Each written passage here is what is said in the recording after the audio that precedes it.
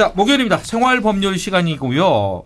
애청자 여러분들도 다들 잘 아시겠지만은 저희 교통방송을 우리 택시나 우리 버스, 우리 승무사원 여러분들이 많이 이렇게 듣고 계시잖아요. 자, 이런 교통가족들에게 발생하는 범죄에 대해서 저희가 더 많은 관심이 가고 더 깊게 공감을 하는 부분들이 있습니다. 네, 맞습니다. 그런 의미에서 최근에 발생했던 버스기사 폭행 사건 정말 분노를 금할 수가 없는데요. 기사뿐만 아니라 많은 승객과 시민들의 안전까지 위협하는 이런 범죄 반드시 사라져야겠죠. 네, 그렇습니다. 네. 그래서 최근 발생한 사건의 내용과 함께 법적으로 이 문제를 어떻게 바라봐야 할지 법무법인 청률로 송지영 변호사와 자세한 이야기 나눠보도록 하겠습니다. 변호사님 안녕하십니까? 네, 안녕하세요. 네, 어서 오십시오.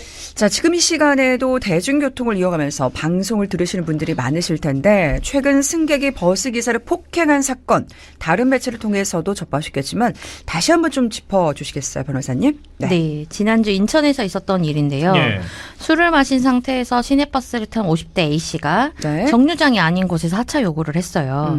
아시잖아요. 사고 위험 때문에 안 되는 네, 거. 안 되죠.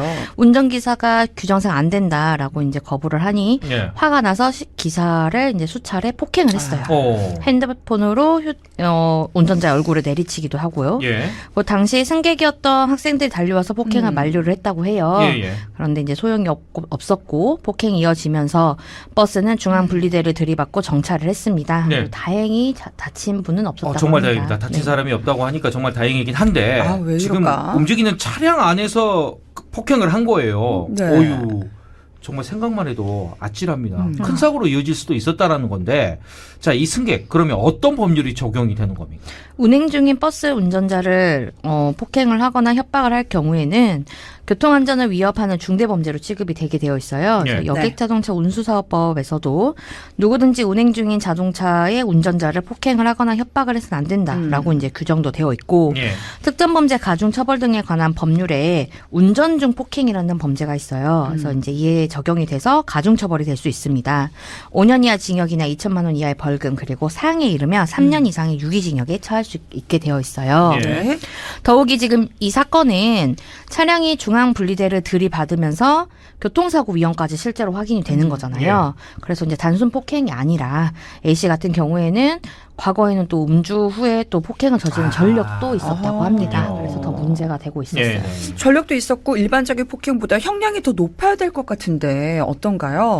근데 운행 중인 운전자 폭행은 운전자만 위험한 게 아니라 함께 타고 있는 승객들도 위험해질 그쵸. 우려가 높고요. 운전이라는 거의 특성상 교통에도 영향을 끼칠 수밖에 없어서 사실 더 큰 사고로 번질 우려가 높습니다. 그래서 예. 2차 사고나 대형 사고 유발 위험성이 크기 때문에 10년 전에 이제 관련이 법률이 개정이 되면서요. 처벌 수위가 한 차례 더 높아지긴 했습니다. 자, 그런데 방금 이 사례 같은 경우에는 운행 중인 버스에서 발생을 한 거예요. 그러니까. 자, 그러면 조금 더 이제 정차 중이거나 운전자가 이렇게 또 쉬고 있을 때 뭐 그럴 때도 폭행이 일어날 수가 있잖아요. 이때도 해당이 되는 겁니까? 법조문에는 운행 중인 운전자를 폭행하거나 협박할 경우라고 이제 명시는 되어 있어요. 예. 네. 그래서 당연히 이걸 운행으로 봐야 돼 말아야 돼 이런 궁금증이 있을 수 있는데 네. 사실 운행 무조건 운전 중이어야만 하는 경우는 아니에요. 이 부분에 대해서 판례가 있어요. 그래서 네.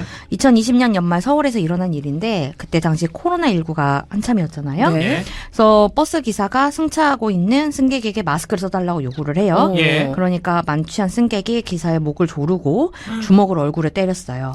당시에 이제 법정에서 가해자는 운행 중인 상태가 아니었다. 이제 사람이 타고 있으면서 잠시 정차 중인 상황은 운행이 아니다라고 주장을 하면서 예. 이거는 이 해당 법률에 적용되지 않는다라는 논리를 펼쳤거든요. 근데 이제 법원은 당연히 이를 안 받아들였고요. 버스나 택시 같이 운송 사업을 하는 자동차라면은 사실상 정차 중일 때도 그리고 승하차를 위해서 일시 주정차 이것도 운행 중에 운행 포함이 중. 된다라고 된다. 네. 보았습니다. 예. 이런 대법원까지 갔는데 결국에는 징역 8개월 선고받았습니다. 이게 네. 대법원까지 갈 일입니까? 예, 그 생각도 드네요. 예. 아니 이게 일시적인 주정차 상황도 운행 중에 포함이 된다. 이제 그런 말씀인데 가중처벌을 한 게 징역 8개월이었습니다. 좀 너무 처벌이 약한 것 같기도 하고 그런데 실제 선고된 형량을 보면 어떻습니까? 아무래도 이제 양형 결정을 할 때에는 단순히 사고 경위만 살펴보는 게 아니라 예. 뭐 합의나 사항의 정도 그리고 가해자 범죄 전력 같이 다양한 요소를 영향을 끼치다 네. 보니까 올해 3월 대구에서는 버스 기사가 착석을 해달라고 요구를 했는데 술에 취한 상태로 기사를 폭행한 80대가 있었어요. 예. 징역형 집행유예를 선고를 받았습니다. 근데 뭐 이전에도 폭행 범죄로 벌금형 받은 전력도 있었고 네. 범행을 계속 부인을 했는데 폭행의 정도 자체가 중하지는 않았고 여든이 넘는 고령이라는 점 등을 이제 고려가 됐다라는 게 이제 재판부의 설명이었는데 예. 사실 연령대가 조금 달랐다고 한다면 조금 다른 결과가 나올 수 있지 않았을까라고 저는 생각은 됩니다. 예. 개인적으로는 사실 우리가 음주운전 자체도 굉장히 중범죄로 인식을 그렇죠. 하고 있잖아요. 예. 특히 이런 시내버스나 이렇게 운전하시는 분들에 대해서는 모두의 안전을 위협을 하는 행위이기 때문에 술김했다라는 이유만으로는 사실은 축소를 받아서는 안 된다라고 예, 생각은 그러니까 합니다. 방금 얘기하셨지만은 술김에 한 행동이라고 이게 이해가 할 수는 없다라는 거예요. 자, 우리 4872번님도 술 때문이라면 이거 용서하면 안 됩니다라는 조금 더 심하게 지금 문자를 보내주셨는데 네. 방송으로 저희가 읽어드릴 수는 없고 예. 자 그러면 제 기억으로는 지금 이 버스기사 폭행 사건이 우리 지역에서도 있었던 걸로 기억을 하는데 그러지 않습니까? 네, 맞습니다. 2년 전에 저희 광주에 있었는데요. 네. 버스에 탑승하기 전에요. 승객 A씨가 버스 방향을 물었어요. 오. 버스 기사가 이제 단답으로 대답을 하니까 시비가 붙었고 화가 난 승객이 버스에 올라가서 주먹을 휘둘렀어요.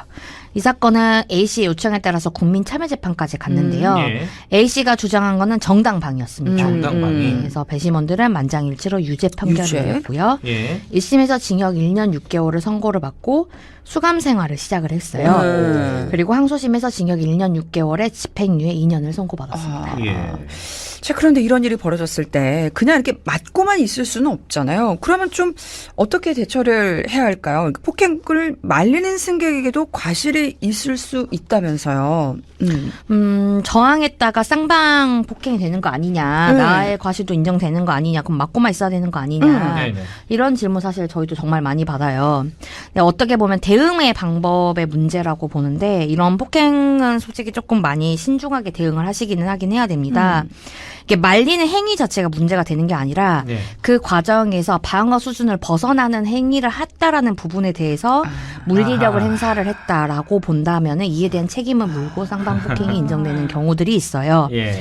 기억을 하실지 모르겠는데 21년도에 서울 방배동에서 일어난 사건이에요. 예. 버스 경적에 화가 난 스포츠카 운전자가 버스를 쫓아와서 버스 앞을 가로막아 급정거를 시켜가지고 버스에 올라타요. 20대 가해자가 60대 운전기사를 바닥에 내동댕이를 쳤는데 특가법 적용 대상이 됐죠. 그런데 가해자의 멱살을 잡은 버스 기사도 신체 접촉을 했다라고 해서 예. 폭행으로 입건이 함께 됐고 검찰 송치까지 아이고야. 되었다고 합니다. 이제 말리는 것까지는 문제가 안 되지만 폭력이나 또 위험한 행동을 하게 되면 책임을 물을 수 있다. 이렇게 좀 정리가 됩니다. 맞습니다. 야, 참 애초에 이런 문제가 발생하지 않았는데 왜 이런 문제들이 발생하는 그래요. 걸까요? 어떻게 보세요? 예. 제도적으로는 운전자 보호 법안이 조금은 강화가 될 필요는 있다라고 보여지고요. 네. 사실 이제 앞서 말씀드린 여객 자동차 운수사업법도 사실 선언적인 의미가 좀 있어요. 네. 네, 결국에는 특가법으로 형사처벌을 받을 수밖에 없다. 그렇다면 이제 그동안에 대중교통 운전자가 폭행 금지 법안을 좀 만들자라는 의견도 여러 번 냈었고, 지난해 택시 운전자와 승객을 분리하자는 뭐 이렇게 겹벽 설치 의무화 법안도 논의는 됐는데, 예. 번번이 국회 문턱을 넘지는 못했습니다. 그래서 앞으로 이제 같은 일이 좀 반복이 되지 않게 법제화 움직임이 좀 있어야 되지 않을까 싶습니다. 예.